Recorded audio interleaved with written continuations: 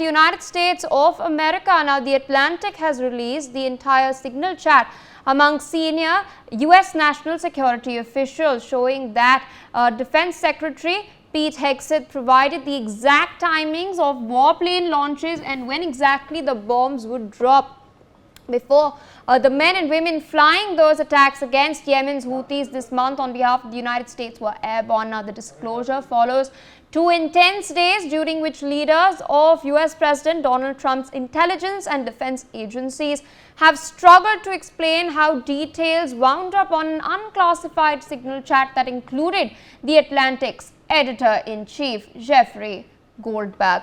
I have with me, in fact, on my screen, the very article as well as the screenshots that were released. If we can show it to our viewers, The Atlantic has put out this article about 16 hours ago under their politics theme. They have stated that here are the attack plans that Trump's advisors shared on Signal.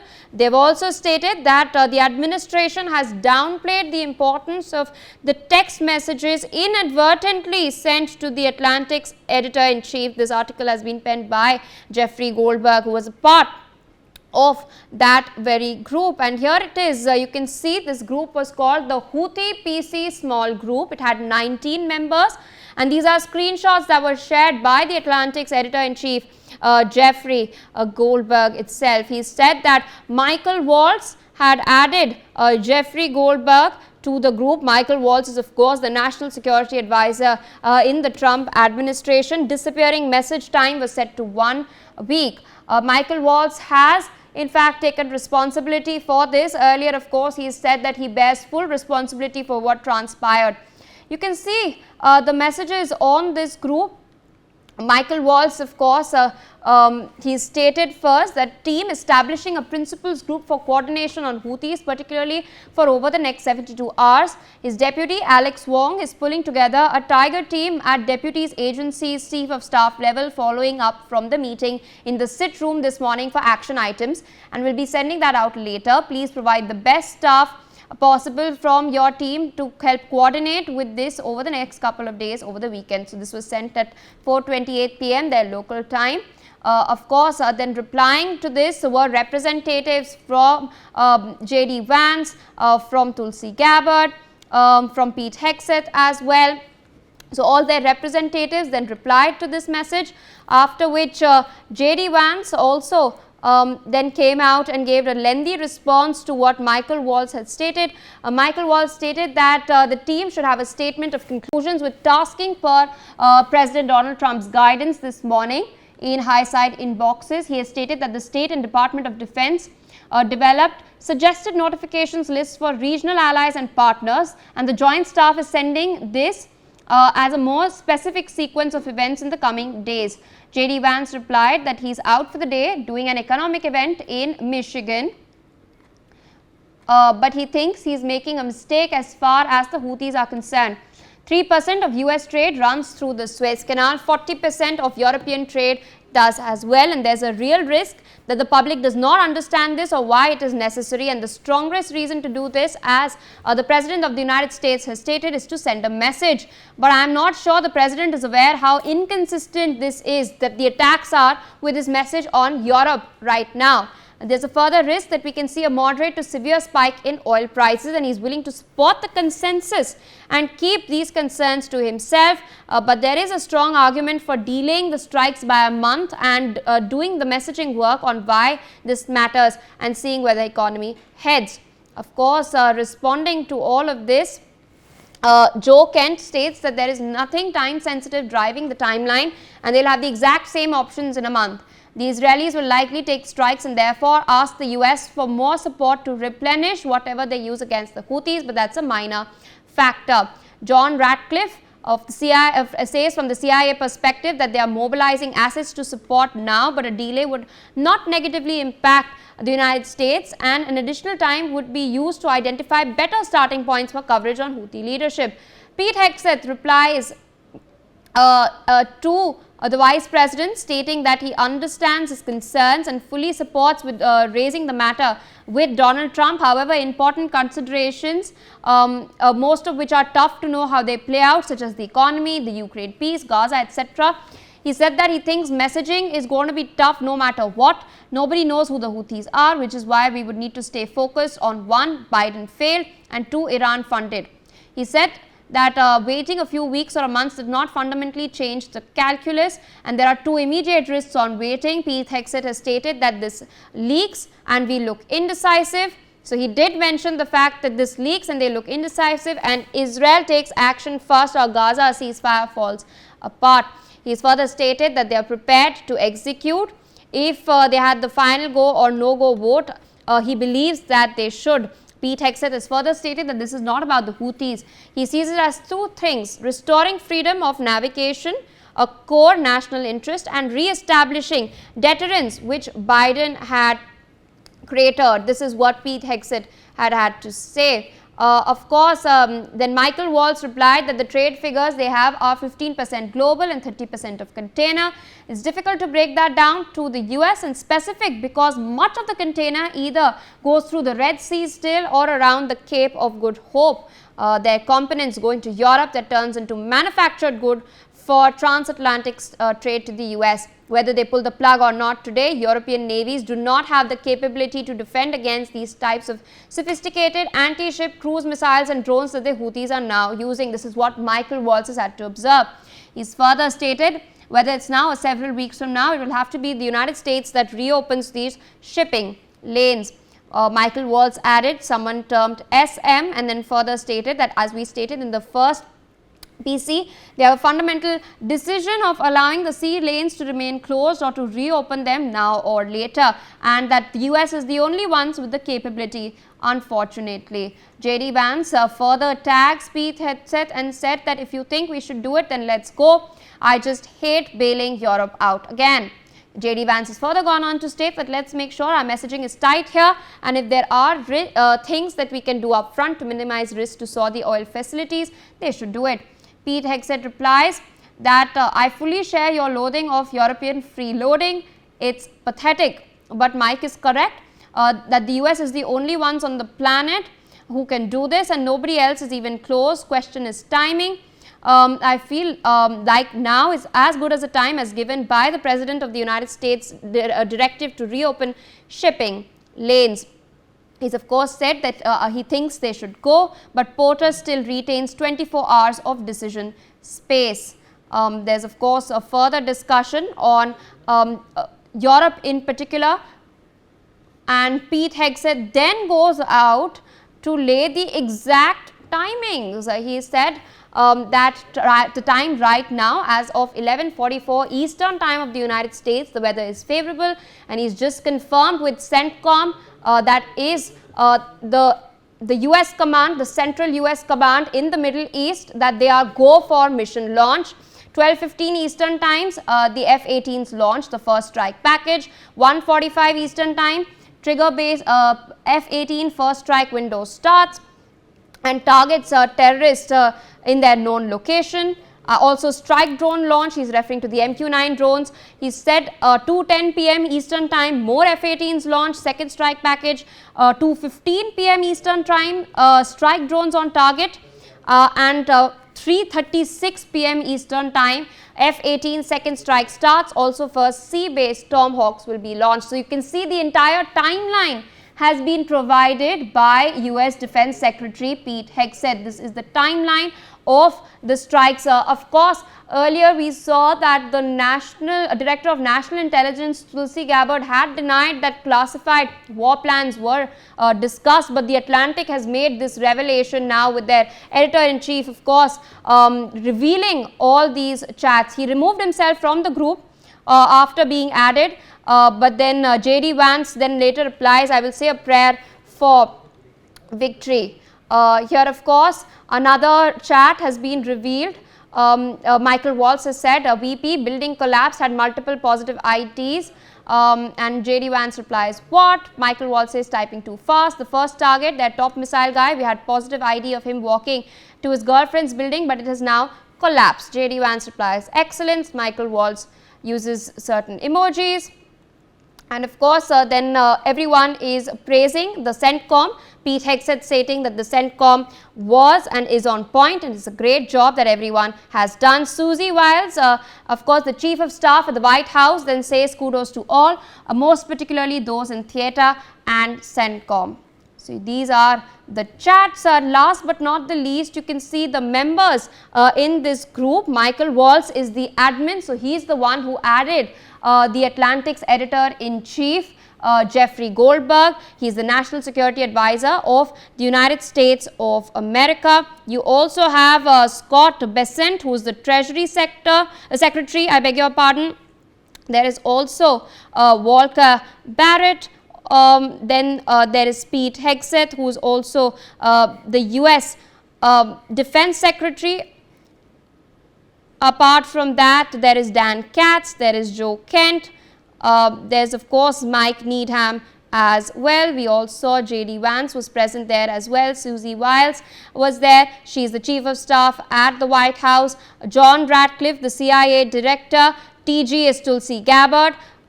We also have J.D. Vance, the US Vice President. There was Steve Witkoff's Trump's special envoy. There is Alex Wong, who was there as well. The editor-in-chief of The Atlantic, Jeffrey Goldberg, was also present. Also present in the chat as MAR Marco Rubio, who is the Secretary of State of the United States of America. Stephen Miller, SM, Homeland Security Advisor to Donald Trump, was also present in the chat. So, of course, you can see the Atlantic has leaked all of it.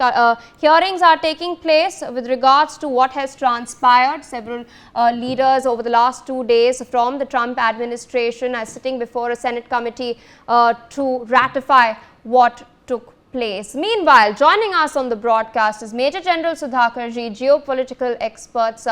Good morning and thank you so much for joining us this morning. I of course took quite a while reading out the entire chat that was revealed by The Atlantic about some 16 hours ago. What transpired earlier was that only some excerpts were revealed. Then these leaders came before a committee. Tulsi Gabbard particularly stated that war plans were not discussed, but now fresh revelations have pointed to the fact that US Defense Secretary Pete Hegseth discussed the minute-by-minute war plans, and he shared them with the top intelligence leaders of the United States of America, and this is a major security concern over there. How do you see this playing out? Mike Waltz, of course, has taken the fall for this, but how will this impact the Trump administration? Yeah, good morning. Thank you for getting me to your show. Whatever reflections or response I give, these are my personal assessment, and being a student of geopolitics, strategy and security. Look, strike against Houthis is not a new phenomenon. Israel was doing it. It's an ongoing battle and it will carry on. So US is coming in as a main component along with Israel. I don't see there is anything new. So this is one part. Second part, that you're talking of breach of security. You see, in today's realm, social media is a very dangerous tool. It's a double-edged weapon. So anybody who's not careful, a chat can be called as a war plan. Now, what is a war plan? A war plan is a formal document of an impending operation. It's a top secret document. It is always documented. It comes in black and white. And it is handled by people who are authorized to handle. Anyone, everyone, Tom, Dicky, Harry cannot actually carry the war plan. War plan is the top secret document. It's like for activating the nuclear arsenal, there is a small briefcase carried by very important people who are accompanying the leadership, top leadership, who have the nuclear weapons. It is something like that. War plan is not what you are chatting or what you are discussing. Yes, I do accept the fact that in this chat, very important aspects have been discussed and deliberated, and there is a conversation going on. You are not supposed to talk like this in the social media. There is a breach of security. There is no denying the fact. But to say that the war plan has been disclosed or divulged through the help of this particular social media platform, I'm sorry, as a student of military science and geopolitics, I have a different view. I don't agree with that. Now, we need to also tell our audience what does the war plan contain. The war plan will have its aim, it will have its mission, it will have its objective, and it will also discuss the option A, B, C contingency plans, and in the objective what kind of warheads are going to be delivered in what time frame, and who is going to support whom, what will be the direction of flight of the aircraft or the resources, assets that are going to be employed, and in case of any kind of a mishap or getting surprised in between, what is A, B, C, D option to exit. Entry into a battle is important, but more important is how to exit from a particular operation. Like every war, every conflict has to have an entry and an exit plan. If it doesn't have, then this is no plan. You're just going on ad hoc basis. Last but not the least, Pia, is that I personally feel yes, there is a universal acceptance of the ongoing conflict. Well, the cry for ceasefire is there world over. Everyone wants this mindless conflict, be it in the Ukraine or in Middle East, to come to an end. But whatever be the rationale, the way it has been, the ceasefire, fragile ceasefire in Israel and north of Israel towards Lebanon has been broken time and again, and towards Gaza. And now, Houthis, of course, they were nowhere close to the ceasefire. They have been taken as a new objective because they are threatening a main sea lane of communication. You are saying 3% of US trade is passing through, 12% is hell of a lot. The global percentage of the trade, the cargo passing through Suez Canal or the Red Sea is more than 12%. That's hell of a lot. And look at the oil which is coming from the Persian Gulf. All the Persian Gulf is slightly echelon towards the east, but it's almost close to 70%. So therefore, what I'm saying is that if the world has to get back to some kind of a normalcy, some kind of peace and tranquility, the trade, the normal course of activities must get restored, and trade is one of the essential components. And to have maritime trade, 90% of the trade in the world is actually maritime trade, and the major share is passing through this. So therefore, to neutralize or to eliminate the threat which is dominating from the shoulders of the Red Sea, that is the Yemen that you are talking about, Houthis, is very, very important. So this is in the thinking process of people who matter, that is Israel and USA. I, as an individual, I personally feel no matter what the logic and rationale is, this mindless conflict must come to an end. And there is another angle to this, is that all the tentacles of Iran have been weakened. It is called the octopus strategy. Octopus head is Iran,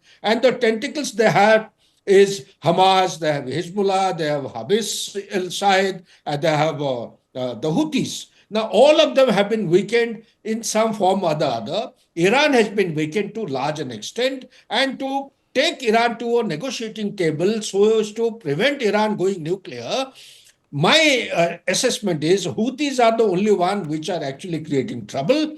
And both the Red Sea as also Israel, this is a major threat. The threat has to be eliminated or weakened or reduced in its potential danger to the existential threat of Israel, as also the peace and the normalcy that the world order is working for in the Middle East. And therefore, I personally feel there is no leakage, there is no breach of security. If you are talking in terms of a classical war plan is always a top secret document. It is documented, written in black and white. Back to you, Pia.